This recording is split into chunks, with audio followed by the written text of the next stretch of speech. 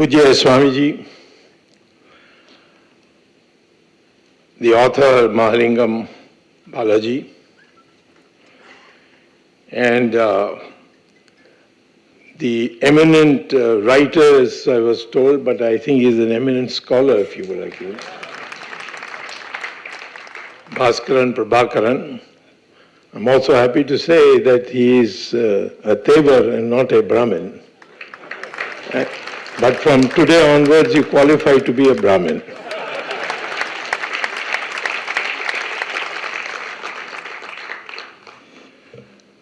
I thank you for this privilege to speak on what I think is a very important moment in our life. And for that, we need to have our sights cleared, our concepts cleared. First of all, who is a Brahmin? Is a Brahmin necessarily born Brahmin and no one else can be? Or a Brahmin can be born to Brahmin parents and become Brahmin, but others can also become Brahmin by the gunas that they have and the tyag that they have done and the courage to fight against evil. If you go to the Gita, you will find that various places, Lord Krishna says that gunas are made, the varnas are made, and let's be one thing clear, varnas are to be separated from jati. Jati is by birth. It is to enable people to not marry within the same blood group, because that leads to genetic flaw. Brothers and sisters marry, the children will become, will be formed a demon that, they will be born by Sikh, they will be born with our Naam. This is what the pharaohs saw, because the pharaohs wanted to save their money, their riches. So they had brothers and sisters get married for the kings or the queens. And they found soon the whole pharaoh legend had disappeared, because they all became casualties and died very early.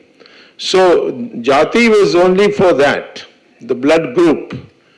And you know, when the marriages are selected, you make sure that there is no clash of the blood group. But that's got nothing to do with our society, except in terms of seeing taking care that the future generations become healthy. What I am talking about is Varna. And Varna is described in Gita. Lord Krishna very clearly says that the gunas, if you are a jnani, a tyagi and a sahasi, in short, then you qualify to be a Brahmin. It's not necessary that you have to be born. Even if you are born in a particular varna, you can have different gunas and therefore move out. For example, Vishwamitra. He was born in a family, his father and mother were Kshatriyas, but he became Rishi of Rishis. Take Veda Vyasa. So therefore I would like to remove this false impression that Brahmins are born to a Brahmin family and that's more and nothing else. And if we follow this example of the Gita and what was our tradition, then the Brahmin population can grow.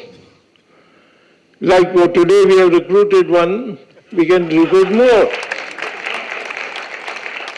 We are only 3% in Tamil Nadu. And it will be less because many people are migrating and going to America and staying there and not returning back. So therefore, in order to fight those who want to eliminate, finish, put down the Brahmin community, for them we need a bigger mass than 3%. And anyone who therefore preaches, I'm not saying you should go and actually convert people or engage in those processes, but the fact is you should now think in these terms. Can we? Because we need to fight the menace before us, and for that we need a larger population.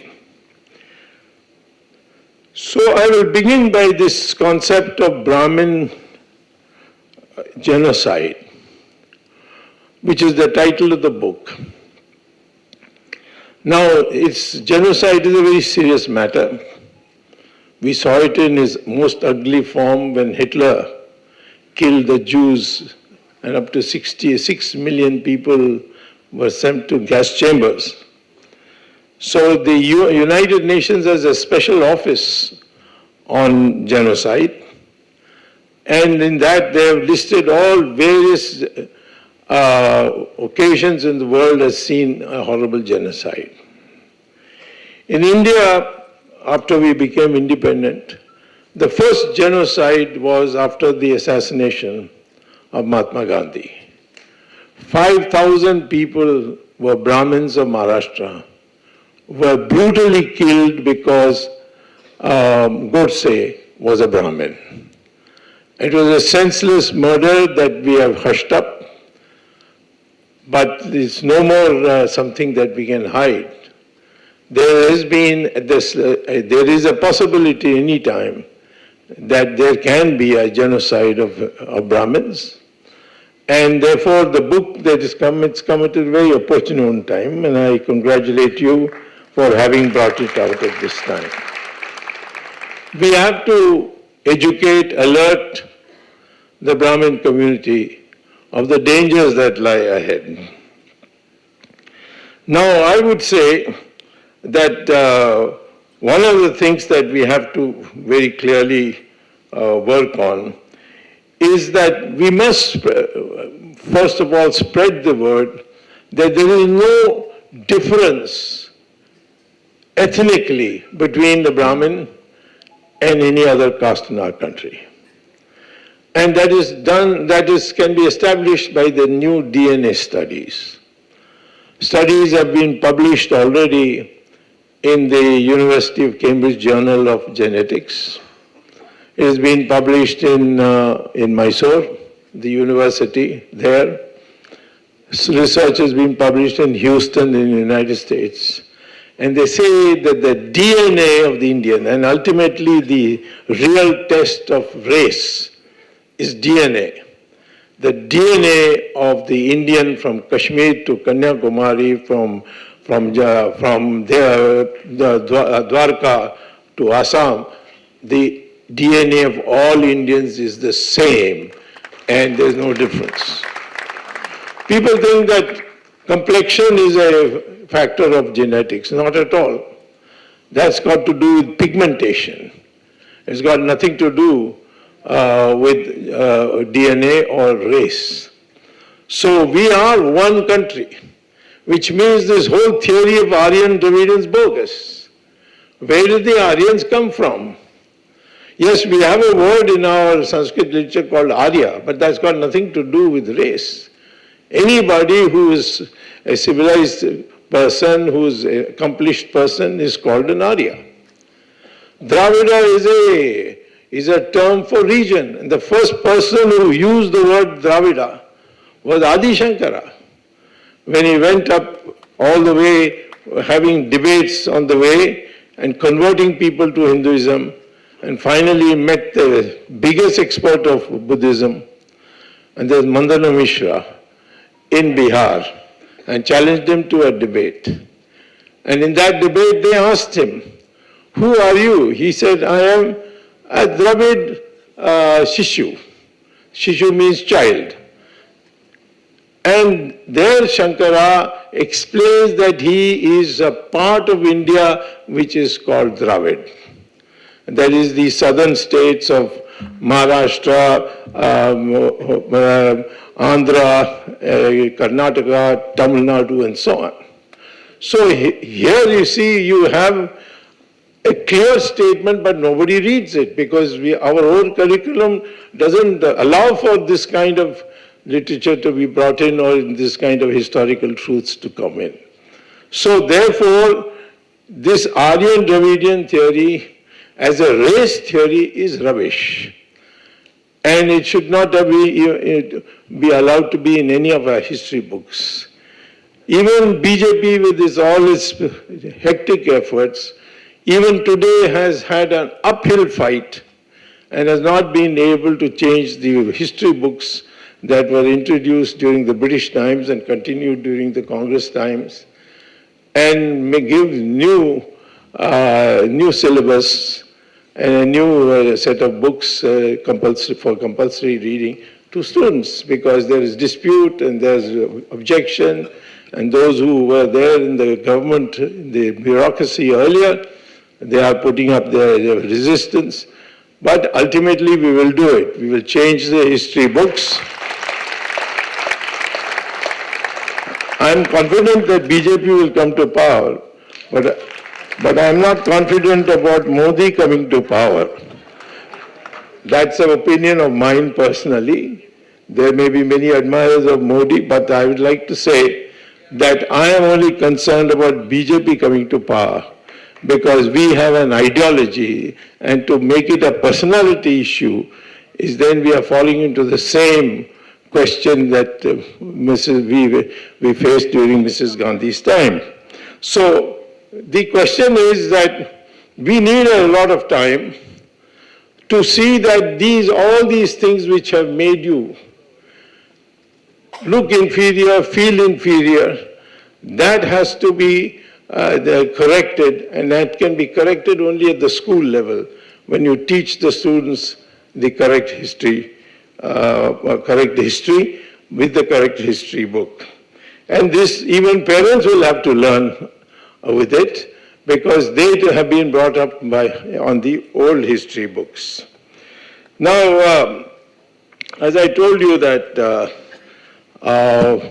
during Gandhi's assassination, there was a genocide, 5,000 people being killed without any rhyme or reason, just because Godse the killer was a Maharashtrian. Where do you draw the line? If this happens, every day will happen if we permit it. Fortunately, it has not recurred again. But once again, when Mrs. Gandhi was assassinated, 3,000 Sikhs were killed. And that itself shows that this mentality has to be wiped out, is to be taken out.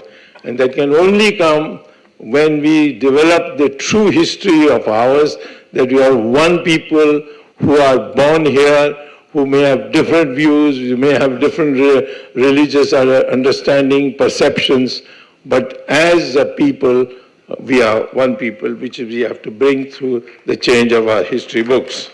Otherwise, one of these days you will find another genocide that will take place. Now, this second point I would like to make about the reference to genocide was by a gentleman by name Rajiv Gandhi. I'm not talking about Prime Minister Rajiv Gandhi. I'm talking of the secretary of the DMK called Rajiv Gandhi. They can't even find Tamil names for themselves nowadays. One is Stalin, and the other is Rajiv Gandhi. What kind of Tamil people are these? Anyway, he said that the Tamil Brahmins will be subject to genocide, openly in a press statement. And so I sent a petition to the High Court saying that this is in violation of our constitution, what he has said, and therefore he should be arrested. But I was told that it was required that I get sanction from the Chief Secretary. So I sent the sanction to the Chief Secretary and the Chief Secretary has not yet responded. But meantime, I got quietly a word from somebody high up in government, I won't say who said that this gentleman will never speak again, so please don't press your court case. So I'm keeping the court case in cold storage, but if Mr. Rajiv Gandhi, former secretary now, I'm told, of the DMK, again says this, or any of them say this, there's no alternative but for us to get aggressive and take them to court and see that they repent for what they did. I did this once when Swami Dayanand Saraswati was there. When one day he told me that Karunanidhi has finally accomplished his lifetime desire. So I said, Swamiji, what was his lifetime desire? He said his lifetime desire was to take control by the government of Sabhanayakar temple, which is an ancient temple, in the town of Chidambaram. And he said he's taken them, now they are going to destroy it, because Karunanidhi said, I'll never rest till Sabhanayakar temple is destroyed. And he said it many, many years ago. So you have to take this in the Supreme Court.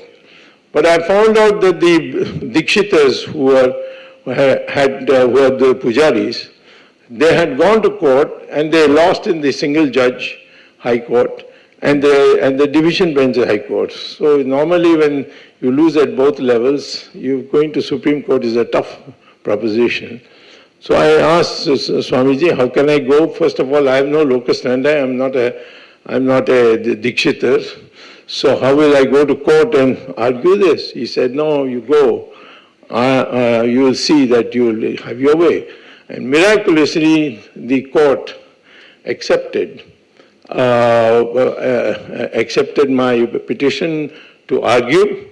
I argued, and the court laid down what is there clearly in the Constitution, but never been known to the people, that no government can take over any temple except if there has been a financial misappropriation, then only that department of finance, but it cannot take over any part of the religious functioning of a temple. This is the order of the Supreme Court, but nobody is obeying it. I have to go from state to state to take examples and try to get it done. I've just gone to Maharashtra, where the BJP government has taken over the Pandurang, the Krishna, Pandharpur, in Pandharpur, where Vitthal and Rukmani temple, it's over thousands of years old. That particular temple, the BJP government has taken it over. And I have gone to court, and I think I'm certainly going to win in another 2 months, and it will be freed. But I had to do it, because this is illegal. Then, on the orders of Mr. Modi, our government took over all the 104 temples of Uttarakhand, including Kashi Vishwanath, including the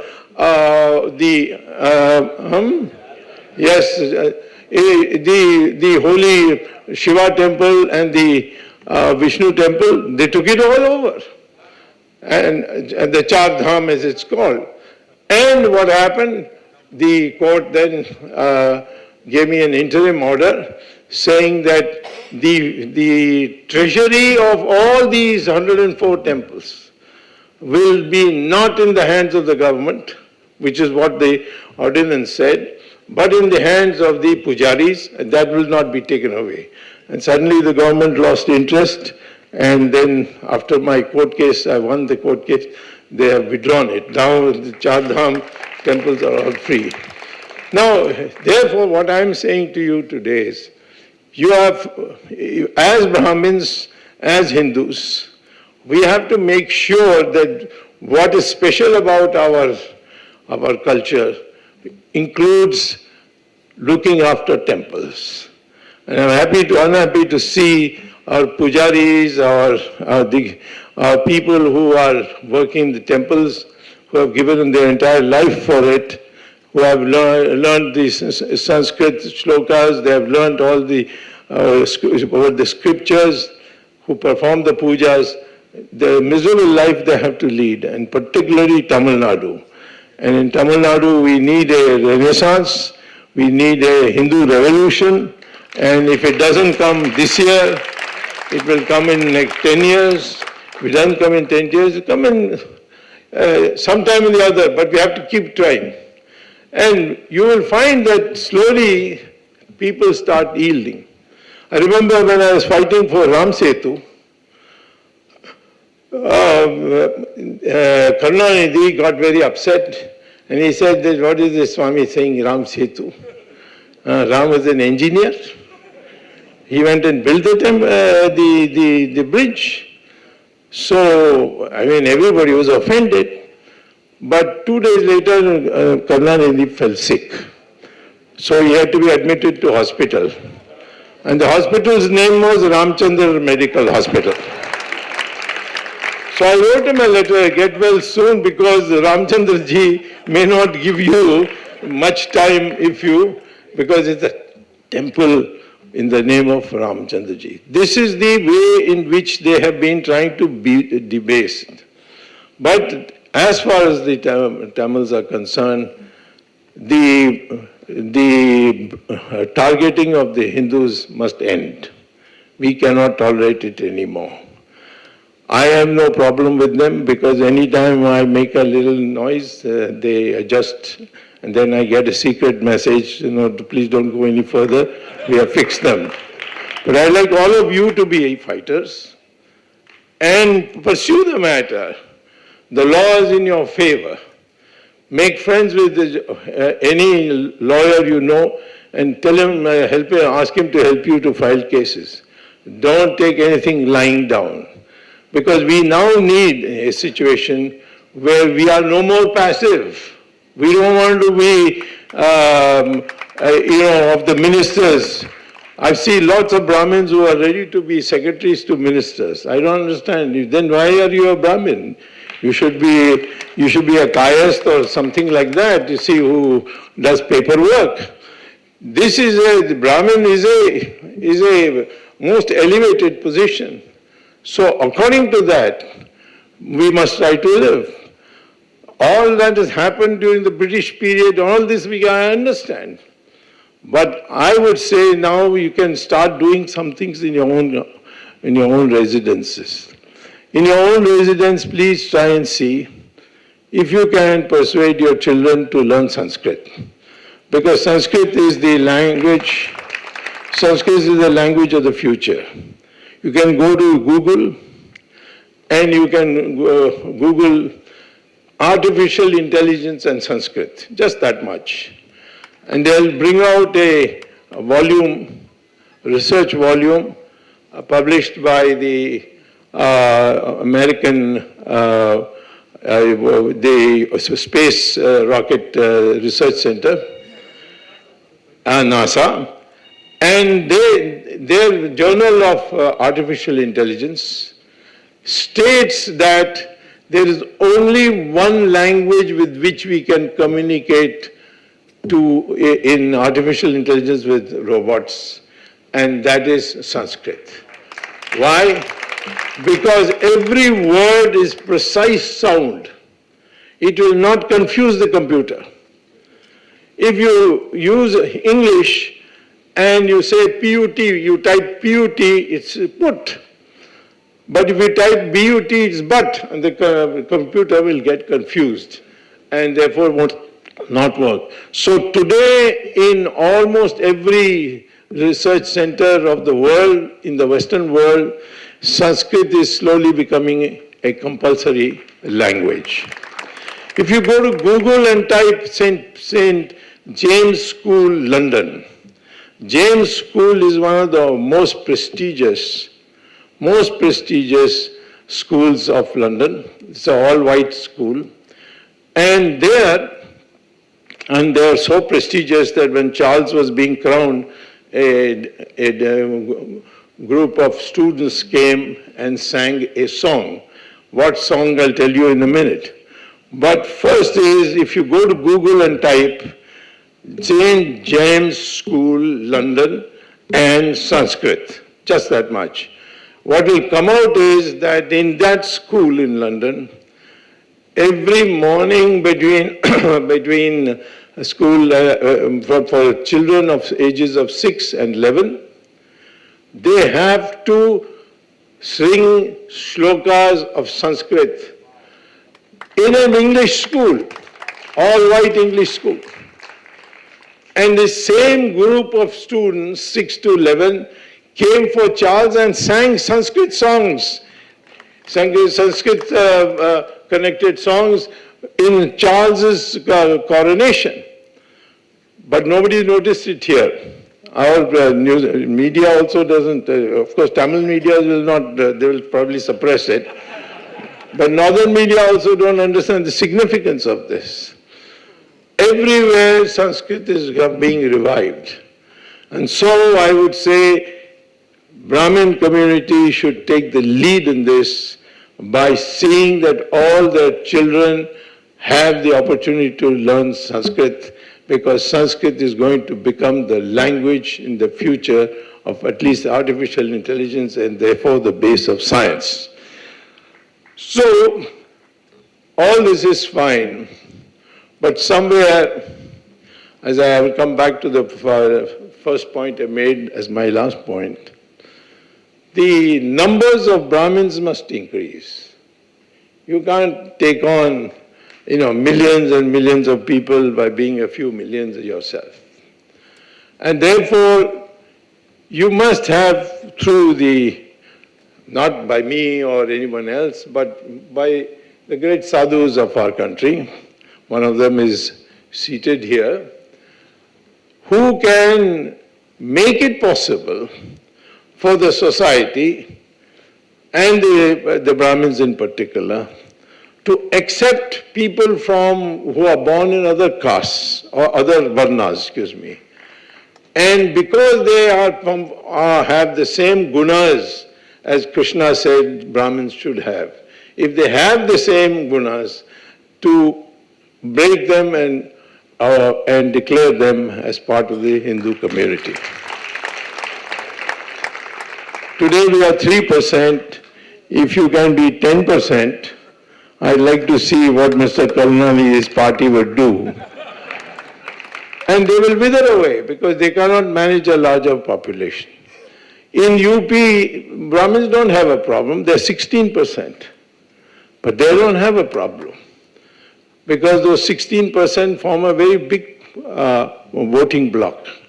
So I would say, first of all, please see that your children are educated in what it means to be a Brahmin and what are the requirements of that and how you can live with it without, jobs there and don't want to come back. So the shrinkage will take place. Or we have extremely poor Brahmins who are like Archakas and so on and so forth.